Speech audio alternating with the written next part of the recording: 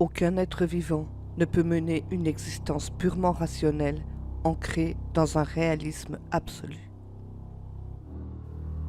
Bonjour, je m'appelle Carla. Nous étions une famille, tout ce qu'il y a de plus normal. Enfin, en ce qui nous concerne, car pour mes grands-parents, ce n'était pas vraiment le cas. Toute ma famille portait un lourd secret. Quand j'étais encore qu'une enfant, j'allais chez mes grands-parents. Puis du jour au lendemain, je n'ai plus voulu y retourner, car j'avais vécu des choses horribles. Mais je me souvenais plus de tout ça. Mais un jour, ma mère est tombée gravement malade. Elle a dû se faire hospitaliser en urgence. Et mon père dut rester à son chevet. Quant à moi, ils m'ont envoyé chez mes grands-parents. Je n'étais pas emballée par cette idée. Mais bon, je n'avais pas vraiment le choix. En préparant mes affaires, j'avais peur pour ma mère. Mais je savais qu'elle était suivie par les meilleurs médecins. Puis nous sommes partis avec mon père chez mes grands-parents. Quand j'ai revu la maison où je n'étais plus retournée depuis maintenant bien des années, quelques primates de souvenirs ont refait surface. Mais pas assez pour me rappeler exactement pourquoi je ne voulais plus y aller. J'étais tellement jeune à l'époque. Et ces souvenirs étaient si douloureux que mon inconscient avait créé un compartiment spécial dans ma tête comme pour me protéger de ces événements traumatiques.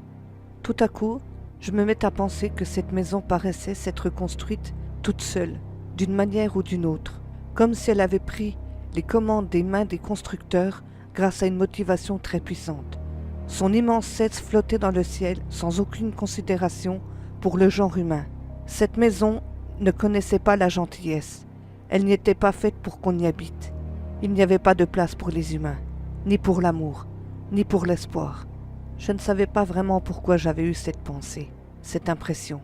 Mais je ne me pose pas plus de questions que ça. J'étais à peine entré dans la maison que tout était planté dans un décor maussade, glauque et presque hostile.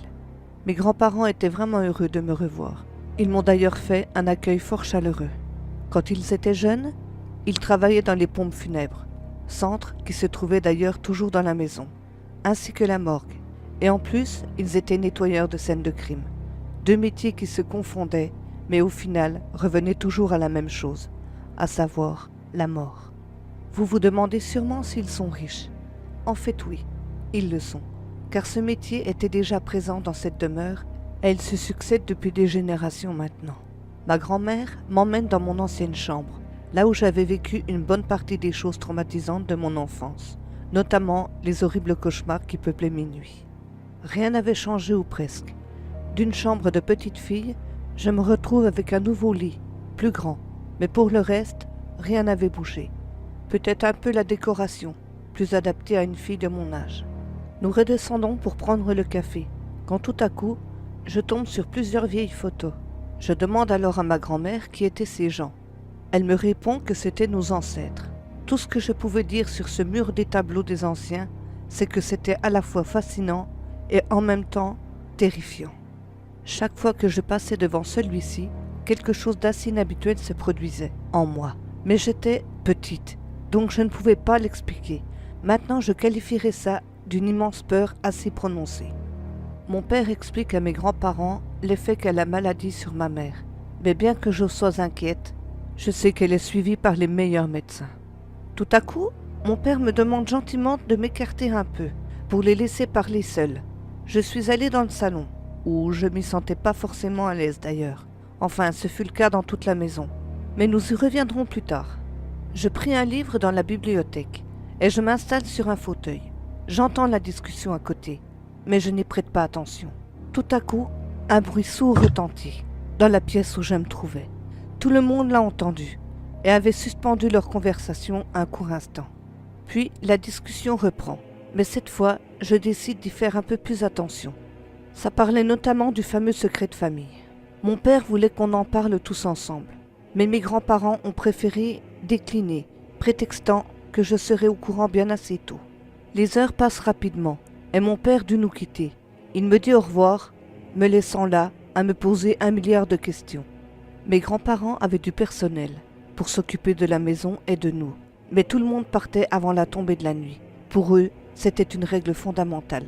Personne ne voulait rester dans cette maison la nuit. Je demande à ma grand-mère pourquoi ce départ précipité avant que la nuit tombe. Elle m'a juste répondu « Ah, tu sais, les vieilles superstitions restent aggravées à jamais chez certaines personnes. » Ça n'avait pas répondu clairement à mes questions. Mais j'acquiesce, sans dire un mot. Puis, le moment du dîner arrive. Je me régale de ce délicieux repas, tout en remerciant le personnel de maison qui l'avait préparé. Une femme me regarde en souriant. Une fois celui-ci terminé, la vaisselle faite, le personnel nous demande si nous avions encore besoin d'autre chose, car la nuit n'allait plus tarder à tomber. Mes grands-parents leur disent que non, tout en les remerciant. Le personnel allait quitter les lieux en nous souhaitant une bonne nuit, mais ma curiosité me pousse à aller voir la femme au sourire si gentil. Je lui demande pourquoi ils ne veulent pas rester la nuit. La réponse fut sans équivoque. Elle me dit que cette maison est hantée par des forces si puissantes que même eux les craignent. La femme me demande discrètement de faire attention, puis elle rajoute de ne rien dire à ma grand-mère sur ce qu'elle venait de me dire. Je lui fis la promesse de ne pas en parler. Je me pose pas mal de questions suite à cette entrevue, mais je décide de balayer tout ça du revers de la main, car l'heure du coucher arrivait à grands pas, et je ne voulais pas penser à ce genre de choses, même si je savais qu'il y avait une grande part de vérité dans les récits exposés par cette femme. Mes grands-parents décident d'aller se coucher. Ils me souhaitent une bonne nuit et me demandent de ne pas trop traîner pour me coucher. Je leur dis bonne nuit et rajoute que je ne tarderai pas. Pendant ce temps, je vais dans la bibliothèque pour me poser tranquillement devant un livre, attendant que le sommeil me gagne. En cherchant un peu plus loin que ce que laissaient transparaître ces livres, je tombe sur un grand dossier caché parmi les autres livres. Je décide de le feuilleter. Mon Dieu, c'est alors que je tenais entre mes mains l'historique de la maison. Je m'installe sur le fauteuil, puis je commence à lire. Tout cela remontait à des années. La vie de mes ancêtres était écrite sur ce livre, ainsi que leur lot de tragédies. En effet, il y a eu beaucoup de morts dans cette maison. Et je ne parle pas seulement des morts dues à leur métier, mais apparemment, mes ancêtres avaient pour certains perdu la vie dans d'étranges circonstances. Accidents, meurtres, suicides, morts dites suspectes, mystérieuses et incompréhensibles. Cet ouvrage piqua un peu plus ma curiosité, me poussant ainsi à aller plus loin dans mes recherches. Tout à coup, il y est fait une référence sur une porte rouge, tout au bout d'un couloir. Je m'en souviens en effet. Ma sœur et moi avions si souvent essayé de l'ouvrir, mais sans succès. Tout se faisait en cachette, car nous n'avions pas le droit d'aller vers cette porte. Mes grands-parents étaient très stricts à ce sujet. En plus, je me souviens qu'à chaque fois qu'on y allait, une peur inexplicable nous envahissait. Il y avait aussi ce vieux cimetière à côté de la maison, qui d'ailleurs est toujours présent. Tout en continuant de feuilleter cet ouvrage, voilà que je tombe sur certains décès répertoriés dans cette maison, notamment celui d'un homme, tombé du haut de l'escalier. Ils l'ont retrouvé en bas, la tête complètement retournée. Elle avait fait un 360 degrés. Sa femme prétendait qu'une force invisible l'avait poussé. Effectivement, lors de son autopsie, des marques de mains gigantesques avaient été constatées sur le corps. La femme fut immédiatement suspectée, mais ses mains étaient bien trop petites par rapport à celles retrouvées sur le corps. En plus, à l'extrémité de ses traces se trouvaient des trous, comme si la chose qui l'avait tuée portait des griffes. La mort de cette femme fut d'ailleurs tout aussi suspecte. On l'a retrouvée pendue à un lustre, sauf qu'elle n'avait pas pu se faire ça toute seule, car le lustre en question se trouvait au plafond, dans le vide. Il était bien trop haut pour qu'elle puisse l'atteindre, sans compter que la rambarde de l'escalier n'allait pas jusqu'au lustre. Même si on avait tué cette femme et déguisé sa mort en suicide, ce n'était pas possible non plus.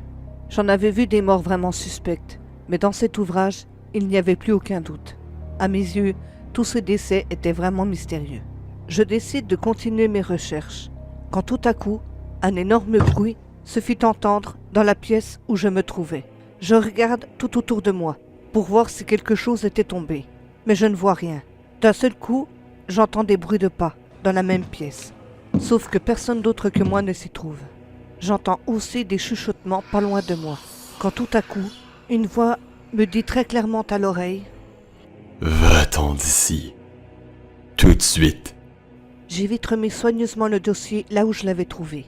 Puis j'ai couru à toute vitesse dans ma chambre, où il y régnait une atmosphère malsaine, ainsi qu'un froid glacial. Je me couche, en priant. Mais à cet instant même, j'entends de nouveau la même voix me dire à l'oreille « Ni ton Dieu, ni personne ne peuvent t'aider. » Je tremblais de peur dans mon lit. Puis d'un coup, tout s'est arrêté. Mais j'ai mis des heures à pouvoir m'endormir. Le lendemain matin, je me suis levée, avec une étrange sensation de déjà-vu. Mes grands-parents me demandent si j'avais bien dormi. Je réponds un tout petit oui, d'une voix presque inaudible. Je repensais à ce fameux dossier trouvé la veille. Je ne les blâme pas. Après tout, c'est un secret de famille. Sauf que quand nous étions petites, ma sœur et moi, nous leur avions dit que l'on voyait et entendait des choses, mais personne ne semblait y prêter attention. Mais maintenant, je me souviens du choc émotionnel qui avait suivi, forçant ainsi mon inconscient à monter un mur dans ma tête, fractionnant et compartimentant chacun de ces horribles souvenirs. Mais là, il venait de se fracturer. Je me souviens d'une bonne partie de mes souvenirs. Voilà pourquoi je ne voulais plus revenir dans cette maudite maison. Mais malheureusement, j'en étais loin d'en avoir fini avec cette histoire. La journée se passe normalement. J'aidais mes grands-parents aux corvées quotidiennes. Je décide de garder le silence sur ce que j'avais ressenti et entendu la nuit précédente. Mais j'avais tout de même une idée en tête. Attendre que mes grands-parents se couchent pour lire la suite du dossier trouvé la veille. Tout à coup, ma grand-mère me demande d'aller lui chercher une bouteille de vin à la cave. Je ne me sentais pas d'y descendre, mais je pris mon courage à deux mains. Arrivé en bas de l'escalier, je vois une espèce de forme humaine avec un visage monstrueux. Cette créature me fixait du regard. J'hurle de peur et je remonte à toute vitesse à la cuisine.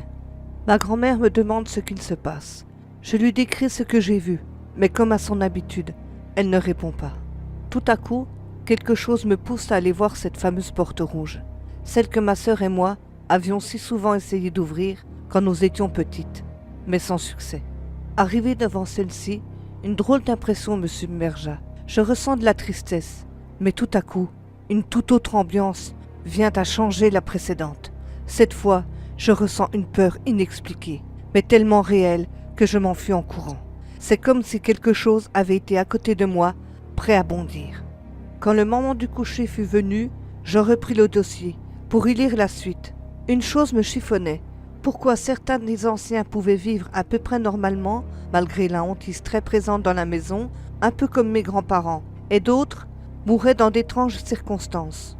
Mais il n'y avait rien sur ce dossier. Je décide de voir s'il y en avait d'autres, mais je ne trouve rien. Tout à coup, je tombe sur un petit coffre, caché de la vue de tous. Je décide de l'ouvrir, et là, bingo, je tombe sur plusieurs dossiers. J'entreprends de tous les lire, un par un. Cela va me prendre des jours, enfin, plutôt des nuits, mais peu importe. Je veux savoir le fin mot de toute cette histoire. Au bout de plusieurs nuits de lecture, j'apprends que certains habitants de cette maison passaient des pactes avec des démons. Cela les protégeait uniquement de la mort. Durant toutes mes nuits de recherche intensive, j'ai ressenti quelques petites sensations bizarres, mais rien d'alarmant. C'est comme si les choses qu'il y avait là voulaient que je sois au courant de toute cette histoire.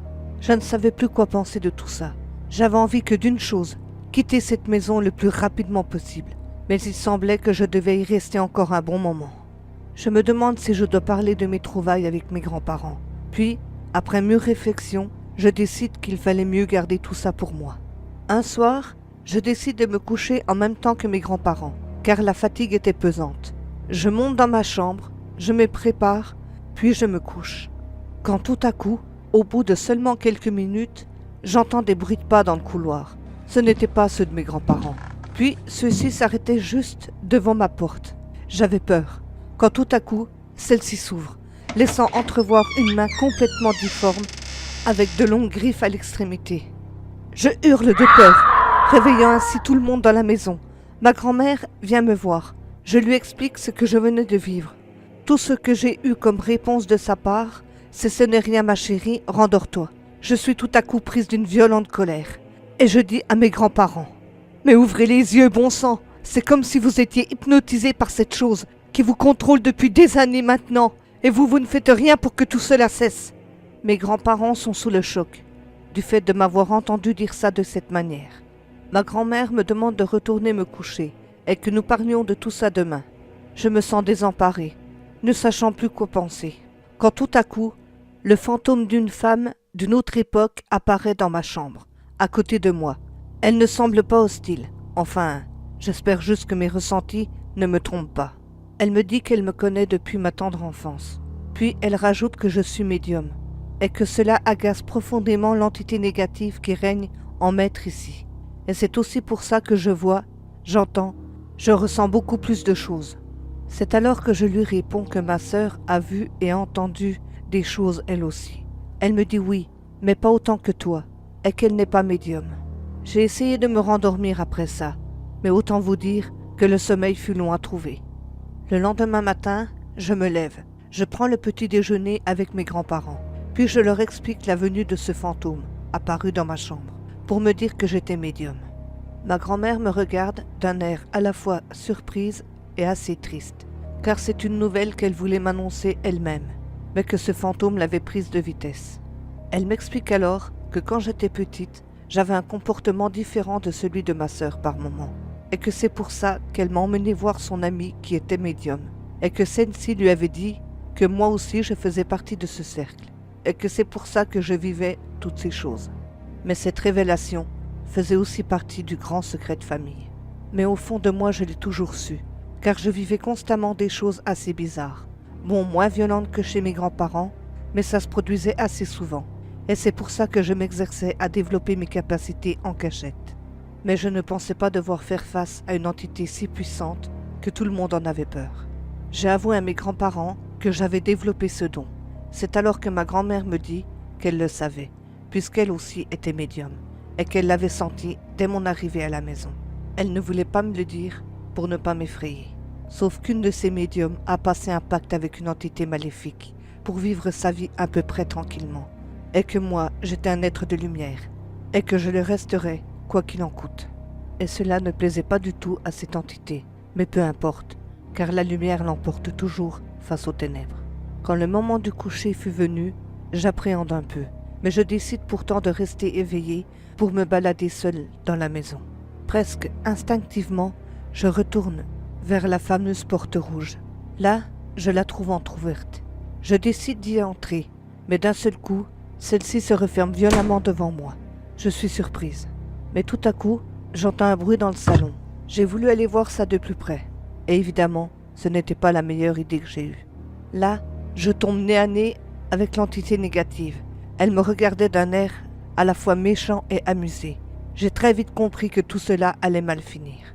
Effectivement, j'avais pas tort. Elle me balance un vase qui va directement s'écraser dans le mur opposé de la pièce. Puis, tout en me fixant d'un regard vide de toute émotion, elle me dit « Va-t'en d'ici tout de suite, ou je te tuerai sans remords. » Je n'avais que 3 ans lorsque ces choses ont commencé à me corrompre. Je n'étais qu'une enfant et pourtant, rien n'arrêtait la voracité de cette chose à imposer le mal. Partout, il y régnait une atmosphère morbide, écœurante et malsaine. Absolument tout me revient en mémoire maintenant. Je me souviens de tout, parce que je l'ai déjà vécu sous les traits d'une petite fille apeurée, incomprise et impuissante. Mais maintenant, je vois que c'est le mal absolu qui règne et impose sa volonté, si puissante que personne ne peut y résister. Cette maison dévorait les âmes, chaque jour un peu plus, ne laissant ainsi derrière elle que le néant, la souffrance et la noirceur. Pourtant, je reste là, devant cette chose qui menaçait de me tuer. Pas pour la provoquer, mais bel et bien pour l'affronter. Je commence à faire une prière pour voir si je pouvais au moins l'affaiblir, mais ça ne servait à rien. Il me fallait me préparer à un combat assez puissant pour détruire cette chose, même si cela n'allait pas être de tout repos. Je décide de monter me coucher, mais l'entité n'en avait pas fini avec moi. Elle a passé la nuit à essayer de me faire peur, faisant claquer des portes, des bruits de pas, des souffles dans le cou, tirant mes couvertures. Bref, tout était fait pour instaurer un climat de malaise malsain. Mais maintenant, je ne craignais plus cette chose. La peur, c'est lorsqu'on renonce à la logique, le renoncement volontaire aux pensées rationnelles. Soit nous nous y soumettons, soit nous la combattons, mais on ne peut pas faire de compromis. Le lendemain matin, j'expose mon plan à mes grands-parents, qui sur le coup sont vraiment mal à l'aise. Mais je les rassure en leur disant qu'avant de me lancer dans un combat qui sera peut-être et sûrement d'ailleurs inutile vu la puissance de cette force, que j'allais juste essayer de communiquer avec les autres entités présentes dans ce lieu. Je prends quelques jours de repos pour être en forme le jour où je ferai ma petite enquête. Pendant ces quelques jours, ma grand-mère m'avoue que sa médium lui avait dit, à mon sujet, que je serais une femme forte. Elle ne mentait pas quand j'y pense. Mais je savais que ce que je m'apprêtais à faire pouvait être à double tranchant, Mes grands-parents possédaient une autre maison, si vraiment le pire devait se produire. Le grand jour arrive. Je me prépare, physiquement, moralement, psychologiquement, mais surtout, spirituellement. Mes grands-parents m'accompagnent. Nous déambulons dans toutes les pièces de la maison. Je leur transmets ce que je capte. Mais eux, au contraire de moi, affichaient une peur vraiment palpable. Je commence alors mon enquête. Je n'avais pas peur, non, mais une certaine appréhension m'envahissait tout de même. Je dis à haute voix tout ce que je ressens. Il y a tellement de malheur ici, tellement de tristesse, tellement de regrets, de peur, d'angoisse, de culpabilité. Il faudrait parvenir à affranchir ces esprits de la force paramagnétique qui s'exerce dans cette maison. Le mal. Au fond, le mal est une sorte de force comme les autres, une grandeur physique bien réelle et puissante. Certains événements tragiques libèrent une importante quantité d'énergie psychique dans l'environnement, qui peut alors l'absorber, un peu comme une batterie qui stocke de l'électricité. C'est fréquent dans les lieux comme les prisons, les hôpitaux psychiatriques. Toute cette force négative se nourrit de la souffrance et du malheur. Elle attire donc d'autres tragédies. L'énergie qui se dégage de cette maison est plus grande que la somme de tous les malheurs individuels qui s'y sont déroulés. Elle a une volonté. Elle a besoin de montrer qu'elle est là. Elle veut se manifester dans notre monde. Et pour ça, elle utilise les âmes prisonnières entre le monde des esprits et le nôtre comme des relais. Combien de morts sont passés entre ces murs? Et combien ils sont restés pour hanter ce lieu? Je ne peux pas répondre à cette question. Je ne le pourrai peut-être sans doute jamais. Mais ce que je peux affirmer en revanche, c'est qu'ils sont bien là, et qu'ils le seront toujours. Une fois les messages reçus par les entités prisonnières de cette force maléfique, j'explique à mes grands-parents que la hantise était trop puissante. Elle était constamment nourrie par la souffrance à la fois des vivants, mais aussi des morts, prisonniers de cette maudite maison. Mes grands-parents ont fait le choix de quitter cet enfer définitivement. Vu la puissance de cette chose, elle aurait fini par les tuer eux aussi.